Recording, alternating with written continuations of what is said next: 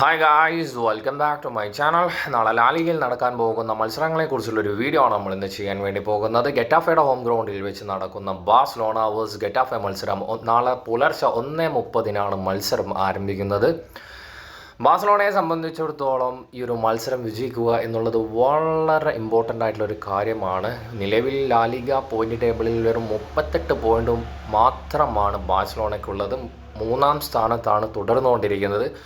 ബാഴ്സലോണയെ സംബന്ധിച്ചിടത്തോളം champions league അതുപോലെ super Copa എന്നീ കോമ്പറ്റീഷനുകൾ വരുമ്പം നല്ല രീതിയിലുള്ള ഒരു എഫേർട്ട് കാണാൻ വേണ്ടി സാധിക്കുന്നു. പക്ഷേ ലീഗിലേക്ക് വരുന്ന സമയത്ത് എന്താണ് സംഭവിക്കുന്നതെന്ന് മനസ്സിലാവുന്നില്ല ഗൈസ്. ഈ ഒരു മത്സരം വിജയിച്ചു,